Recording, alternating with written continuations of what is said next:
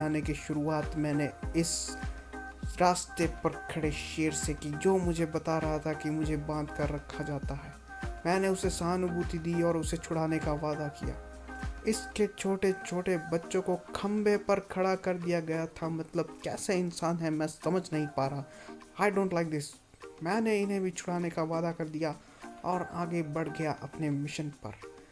मैंने देखा हाथी को पत्थर की तरह खड़ा किया है। बड़े ही बदतमीज लोग हैं और एक बुढ़े इंसान से घास निकलवा रहे हैं।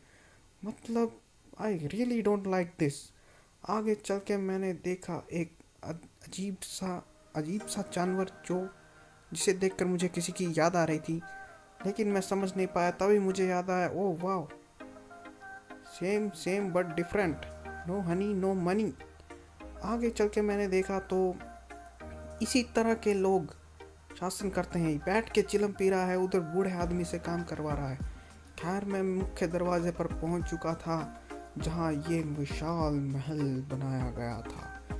इसी महल की तरफ मैं आगे बढ़ा तो रास्ते में ही मुझे मिल गई नमस्कार करने वाली देवी जी। मैंने उन्हें नमस्कार कर आगे चल दिया। ये बुजुर्ग कुछ ऊपर देखकर गा रहे थे। मैं समझ नहीं पा रहा, लगा पक्षियों को गा रहे थे। मैंने इन्हें इनकी व्यथा पर छोड़ दिया और आगे बढ़ गया। इन घोड़ों को देखकर मैं समझ नहीं पाया कि हवा में कैसे उड़ रहे हैं।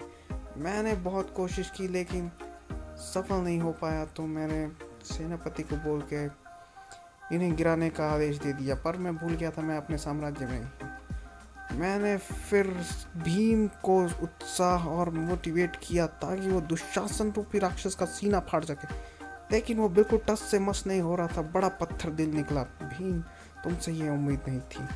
फिर मैंने देखा एक जंगली हाथी लोगों की फसल को उजाड़ रहा था। मैंने बहुत कोशिश की उसे भगाने की, लेकिन वो बिल्कुल एक पत्थर की तरह खड़ा था। बड़ा बदतमीज था।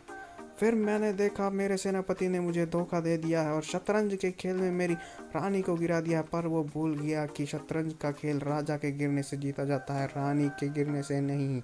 ये देखिए मेरी शाही सवारी। ओ सॉरी सॉरी, गलत हो गया।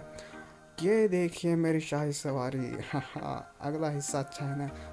बहुत ही बेहतरीन ये हाथी। मैंने सुना था खरबूजे को देखकर खरबूजा रंग बदलता है, पर इसने तो तरबूज खाकर ही रंग बदल दिया।